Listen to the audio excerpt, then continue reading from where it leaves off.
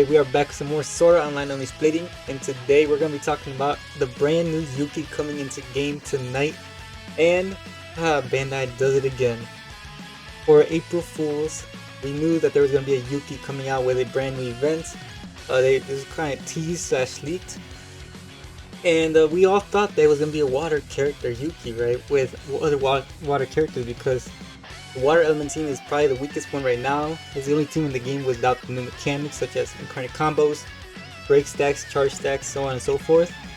And they did again. They trolled us, and this Yuuki is actually a non-elemental, which we already had, by the way. Back in New Year's, we had we had the new 80s and Alice.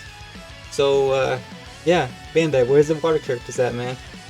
But nonetheless, it's still a Yuuki. Grand Quest Fantasy, the Absolute Sword leads the way, and she's a limited edition character as well. Means that she's not gonna be exchangeable. So if you want, there's gonna be a free dupe, of course, when the new event comes out. But if you want more dupes, you're gonna unfortunately need to summon. So regular step up banner here. Basically, you get the guaranteed one at step 7, and then after step 8, every guaranteed 4-star you get is going to be the new one. There are other characters featured on this banner as well, and they're all actually pretty good. So of course we got Yuuki here as one of the featured, and then we're gonna get this Asuna, who's actually pretty good. She has Brachio. Not like that's that important, but she is pretty good to still have. We got Yuna, who's very good. Right, she has the healing of the charge, double charge mechanic. We got this administrator, who's a very good support character, probably one of the best in the game. We got Antokia, very good character with the counters. Top tier right there. Renly, another good character with the support. Eastcon, very powerful. And then you got Shada, a very powerful character as well. So yeah, overall this banner is gonna be looking pretty good if you don't end up picking Yuuki. At least you're gonna have a higher chance to get one of these. So nonetheless, we got Yuuki, the legendary chosen one, and she's going to be an enhancement character with break and assault. Almost 7,000 max HP. Attack is 2,400. Speed is very good, 319 as well.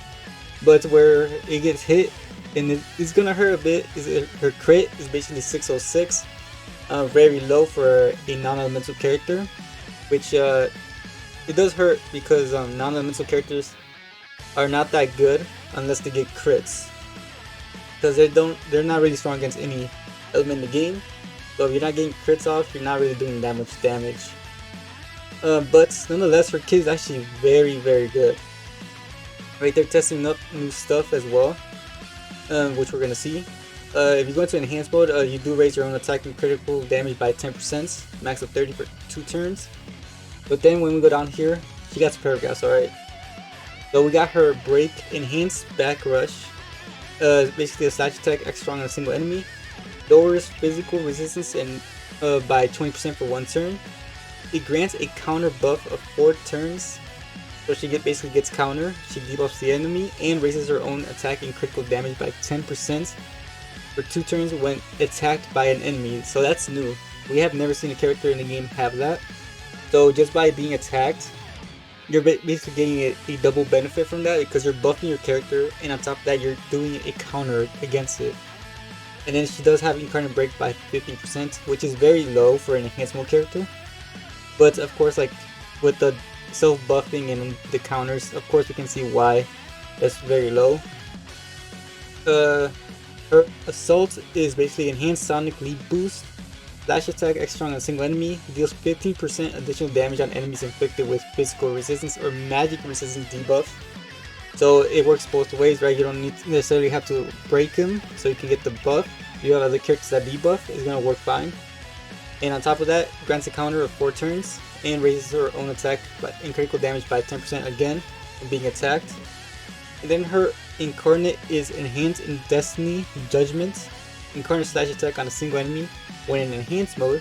Damage increases by 15% when your attack buff is 15% or more, and an additional 15%. So she can get a total of 30% if you have 30% attack up.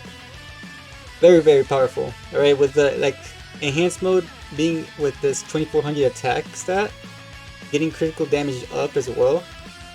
She's gonna be very, very, very damage heavy, especially with the counters. Oh my god, this Yuki is gonna be very top tier. Her Imaginariums actually give 3% to attack for an unlimited amount of turns. So throughout the entire match you have her in there, she's gonna be getting this additional attack. It also increases her critical damage at the start turn by 15% for 2 turns. And this is only active when there's a non-elemental enemy. Special partner is Asuna, so that is important because this basically tells us that the next character is going to be an Asuna. So it's going to probably be like a hero Asuna, or people have been saying Princess Asuna, because I guess that's what like the event's about, saving Asuna. A very good leader skill as well, starting the start of the battle with 25% incarnate, the max of 125. Attack plus 1% when you're basically a member skill. She does have incarnate combo as well as break stacks. So yeah, she's doing a lot. So I do say to people that just save your cubes for basically limited edition characters, because this is why. Like, we've seen what Super can do, right? We've seen what a lot of these newer characters can do, 80s, Alice. But when you get limited edition characters, they're gonna be like this crazy with very good stats, may I add. And like I said, they're limited edition. They don't come back unless they come back in one of those trash reissue banners, which we summoned for. So yeah, this is why I tell people to wait for limited edition characters, because they're this good. Now, if you want to summon or save to see what's next, that's up to you. But I do suggest that people at least try a couple multis on this banner, because she is definitely worth it. She's just doing too much. She's very powerful, and I feel like she's gonna age very well with like the way her kit is. So if you're down to summon, then go ahead, summon. If you want to wait. If you want to pass and wait for the water element characters, I understand. So either option is very good for you, depending on what your box looks like. Because again, water element characters, like even if we look, alright, we're gonna take a look at the water element characters that we have.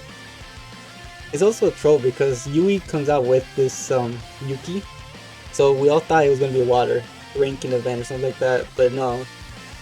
But if you look here, this is basically all the water characters in the game, except for of course Yui that comes out tonight with Yuki. But aside from that, none of these characters have incarnate breaks. I mean, incarnate combos, which is very helpful. Like, we've seen it help out a lot, right? In the increase of scores for ranking events and stuff like that. It does change a lot. Break stacks helps out a lot. None of these characters have that. Charge stacks, very game changing. None of these characters have that. The only ones who do have it though is gonna be, wow, there's only one EX on here. That's crazy.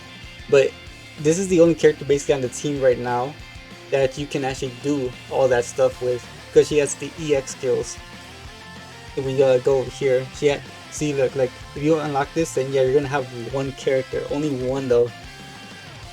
Other than that, none of these characters have it, so it's up to you whether you want to wait for what water characters or you want to summon for Yuki. You know, personally, I'm going to summon all the way. We're gonna max her out. We're gonna be here tonight summoning for her. So let me know down below what you all think about Yuki. Is she worth it? Is she not? Are you gonna summon or are you not? Or are you just gonna wait and see what happens? Because again, we should be getting an Asuna and probably like a Kirito or something like that for like a part 3. Who really knows how long this celebration is gonna go for? But yeah, that's gonna be it. If you enjoyed the video, to do down there, smash the like button, subscribe if you're new, and let me know if you're gonna summon or not. So if that's gonna be it for the meantime. Again, we're gonna be coming back. We're gonna be summoning. We're gonna be doing the new event that comes out, and we're gonna be using basically all these different characters. There's a couple EX characters on the non-elemental team as well that I still want to use. So we're definitely gonna be looking at some of those as well. Other than that, hope you all have a great day, and I'll see you all in the next video.